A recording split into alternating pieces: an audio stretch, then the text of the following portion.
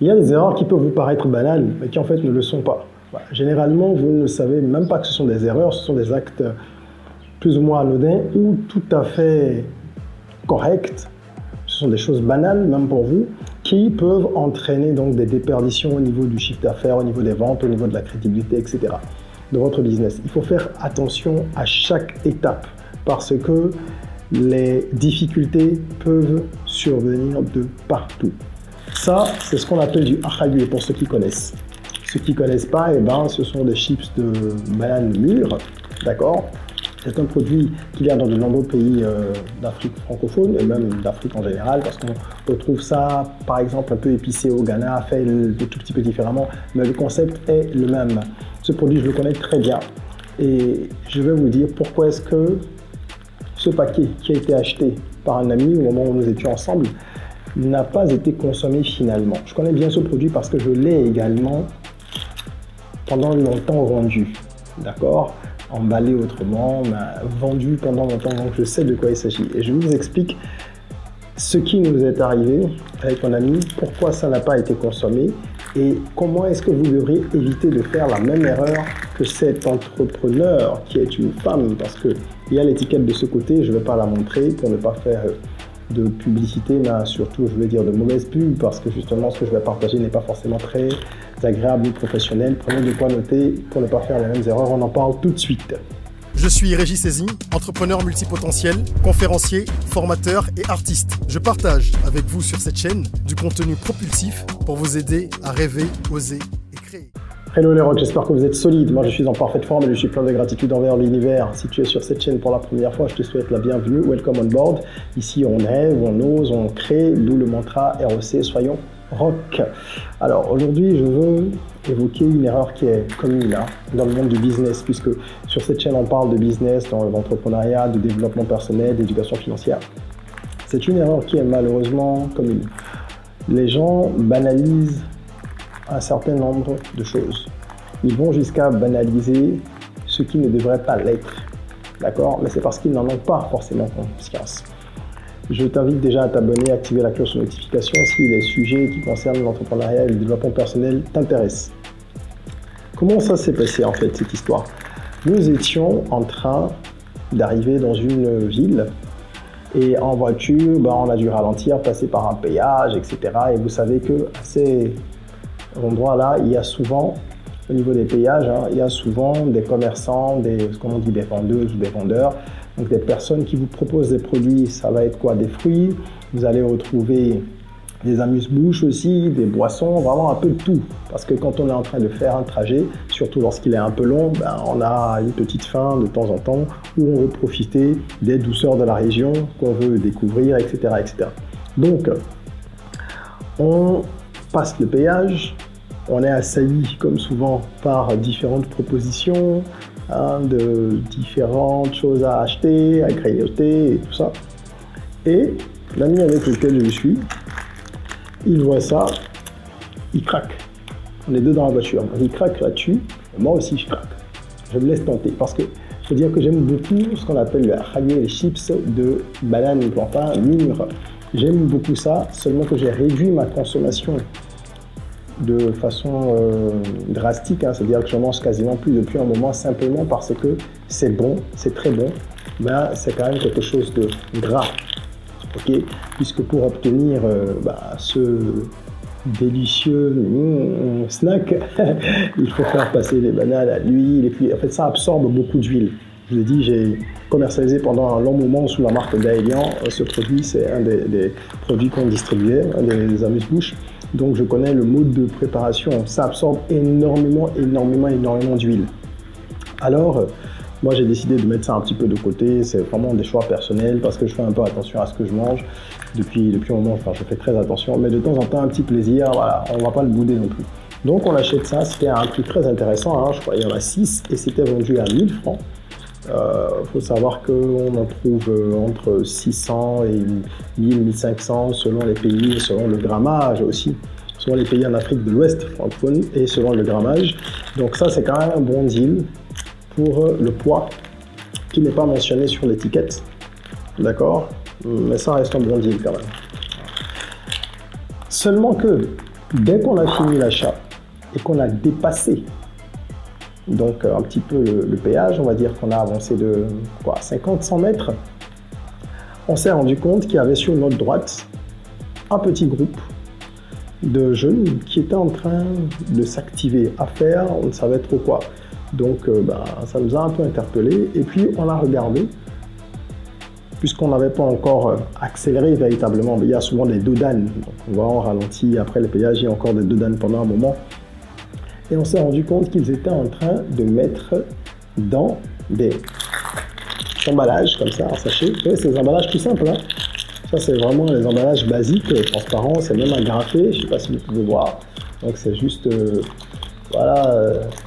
comme on dit, des emballages en sachet, d'accord, c'est pas du PET, c'est très léger, et ensuite on agrafe juste pour fermer.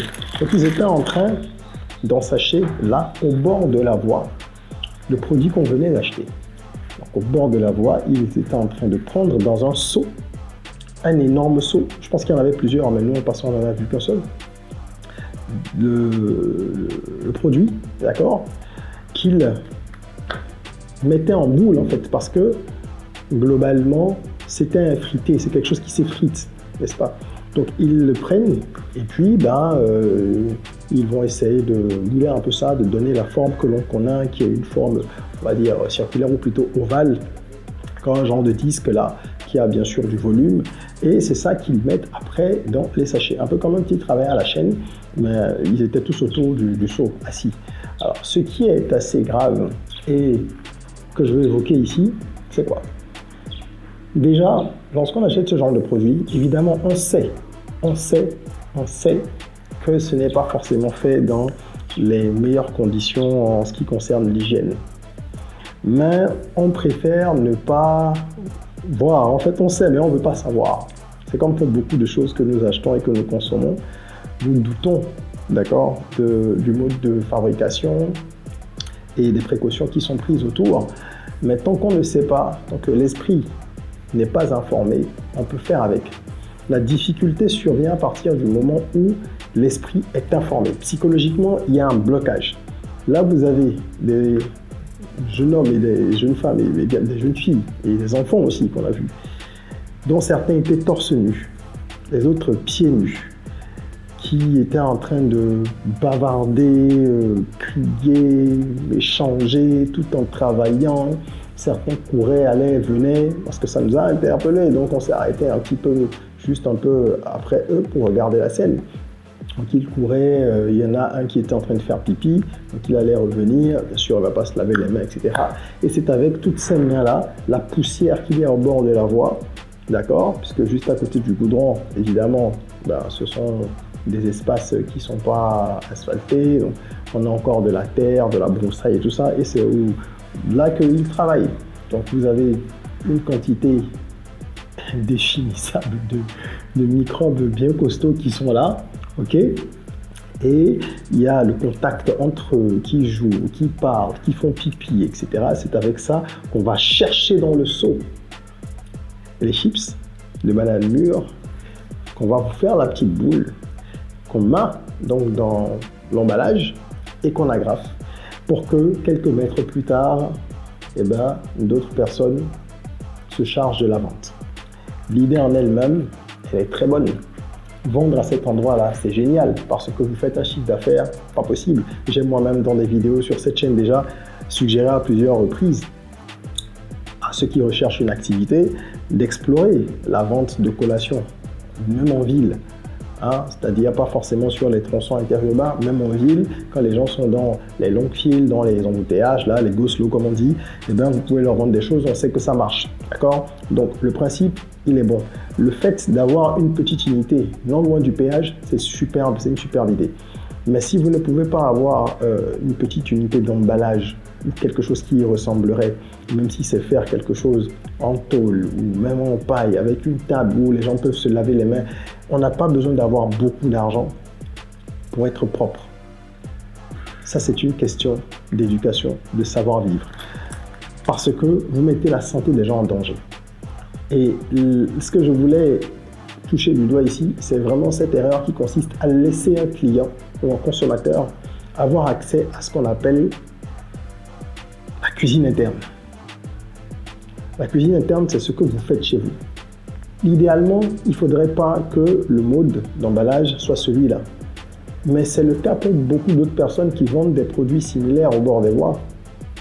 Mais tant que nous ne le voyons pas, psychologiquement, on n'est pas affecté et on peut consommer certaines choses.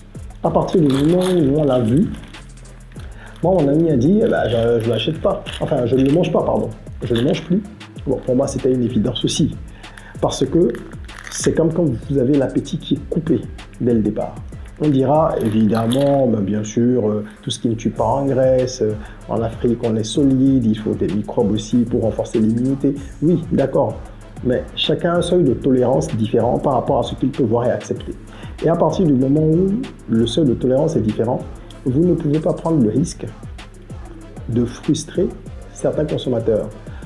Il ne faut pas que ces choses se voient, même si vous les faites de la mauvaise façon, cachez-le. C'est exactement ce qui m'est arrivé dans un restaurant à Cotonou il y a 2 ou 3 ans, je ne sais plus. Un restaurant qui est situé sur ce qu'on appelle les pavés de la Vive, d'accord? C'est un genre de, ce que je dois dire, d'avenue, enfin c'est une rue où vous avez de nombreux restaurants, des lounges, etc. aussi, qui sont censés être de bonne facture parce que c'est une zone résidentielle, d'accord? Et on ne s'attend pas à voir certaines pratiques dans cet endroit-là. Alors, je me suis arrêté un jour dans un restaurant qui est censé être un bon restaurant et j'attendais quelqu'un avec qui j'avais rendez-vous. Je suis arrivé à l'heure, je m'efforce de le faire et la personne était en retard, comme assez souvent malheureusement dans nos environnements. Et je commande donc quelque chose à manger. Et cette personne n'arrive pas, elle n'arrive pas, celle que j'attends. Donc elle n'arrête pas de m'envoyer des messages avec des excuses bidons toutes les 5-10 minutes pour me dire oui j'arrive, non j'ai eu tel truc, ceci, cela. Bref, moi je me décide à partir parce que j'ai attendu déjà 20 minutes et elle n'est pas là. Et je vais justement chercher quelqu'un du restaurant pour dire que je voudrais annuler la commande si c'est possible. Ou au pire, je l'emporte. Donc je prendrai le plat à emporter. Et donc, je ne retrouve personne, je ne trouve pas de serveur. C'était un jour en semaine, à midi, il n'y avait pas beaucoup de monde, c'est vrai. Mais bon, j'étais surpris quand même parce que le service était un petit peu bancal. Il n'y avait personne autour de moi au moment où je voulais passer cette information. Donc, je cherchais un peu à droite, à gauche, j'ai commencé à m'aventurer un petit peu. Et je me suis rendu compte au moment où j'ai vu une porte entrebâillée. Et je voulais taper, quoi. Elle était déjà entrebâillée pour dire est-ce qu'il y a quelqu'un? Parce qu'il n'y a personne au comptoir, il n'y a personne nulle part. Lorsque mes yeux sont tombés sur une scène véritablement dégoûtante. D'accord? Et c'était censé être la cuisine d'un resto de bonne facture dans une rue d'un quartier résidentiel, quoi. Et j'ai vu comment ils étaient en train de couper les tomates, il y avait des bassines qui étaient à même le sol, quelqu'un qui était en train de... Bref, je ne veux même pas donner tous les détails, c'était assez dégoûtant. Et c'était totalement en contraste avec le lieu, avec l'environnement, avec l'espace. Quand vous rentrez dans les cuisines des restaurants, souvent vous êtes choqués, hein, et ça c'est pour de nombreux restaurants malheureusement. Donc si je n'avais pas vu ça, j'aurais mangé avec la perception que j'ai de ce restaurant-là, de cette zone, etc. À partir du moment où je l'ai vu, c'est mort. Moi je n'ai même pas pris à emporter, je leur ai dit que j'attendais, j'ai joué sur le fait qu'il n'y avait personne, que je l'appelais depuis, etc. Donc je me suis un peu fâché, j'ai pris ça un peu comme argument, et je suis parti, parce que de toute façon je ne voulais pas manger finalement. Et j'ai été marqué, je ne suis plus jamais retourné dans ce restaurant. Pour vous dire, j'ai été invité un peu plus tard, quelques mois plus tard, toujours à cet endroit-là, hein, pour, je crois que c'était un after work, pour le départ d'une amie qui quittait le Bénin et tout ça, et qui faisait une petite fête, donc elle a invité quelques proches à elle. Ben, sur place, même pour prendre les petits fours, ben, ça a été la croix et la bannière. Moi, j'ai été traumatisé par ça. Surtout tout ce qui est alimentaire, faites attention. L'image, ça compte. Vous devez cacher les process. Ce que vous faites en interne, ça ne concerne pas les gens. La manière dont on va travailler la fabrication d'un moteur, etc., vous ne le savez pas forcément. À partir du moment où il y a des reportages quel que soit le secteur d'activité. Reportage qui vous montre comment est-ce qu'on fabrique ci, comment est-ce qu'on fabrique ça, comment est-ce qu'on fait ci, comment est-ce qu'on fait ça. Vous devez savoir que ces reportages-là, ils sont tournés dans certaines conditions, que les différentes dispositions nécessaires ont été prises pour qu'on vous montre justement l'entreprise sous son meilleur jour, qu'on vous montre les processus de fabrication sous leur meilleur jour, etc. On ne va pas venir vous montrer les difficultés qu'il y a forcément, sauf si c'est l'angle du reportage et encore là, ça va être calibré. Ça se prépare. D'accord? Donc, il faut faire en sorte que vos clients ne soient pas exposés à votre cuisine interne. Là, je parle de cuisine interne, mais il ne s'agit pas que de restauration. C'est une manière de dire que tout ce qui est du ressort de votre organisation interne, ça doit rester à l'intérieur. Ça fait partie des secrets de l'entreprise, parce qu'il y a des choses qui sont peut-être pas très belles ou très motivantes, très instinctives, que vous n'avez pas envie que les gens voient. Je ne sais pas si vous comprenez bien ce que je veux dire. C'est extrêmement important. Le processus par lequel vous passez pour pouvoir arriver à la fabrication de ceci ou de cela, les gens ne doivent pas le savoir. Je regardais une vidéo hier où on expliquait comment est-ce que le surimi est fabriqué. Quand vous regardez comment tout ce qui est d'ailleurs nourriture industrielle généralement ou produit industriel est fait, vous n'avez pas envie de manger. Si vous regardez comment les animaux sont traités lorsqu'ils sont élevés de façon intensive, vous n'avez pas envie de manger. Comment on gave les oies, etc. Donc, il vaut mieux ne pas le savoir. C'est pour ça que tous ces producteurs se battent pour que vous ne puissiez pas avoir accès à ces infos.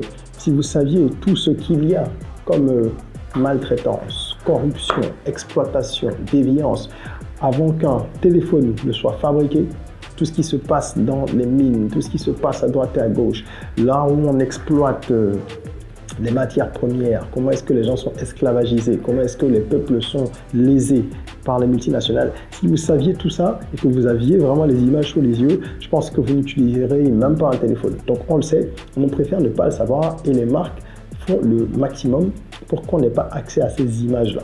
Que ça reste des informations qui ne prennent pas vie véritablement dans votre esprit. Voilà. Donc c'est ce à quoi vous devez vous employer, quel que soit votre business. C'est vraiment ça la priorité en ce qui concerne le contact avec les consommateurs. Il y a quelque chose dans l'esprit que vous devez éviter à tout prix, c'est que la manifestation d'idées négatives ne survienne, ne s'installe.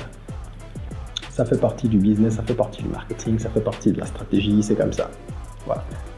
J'espère que ça vous aura appris quelque chose et que vous ferez attention, si vous avez un business, à garder tout ce qui doit rester secret, secret.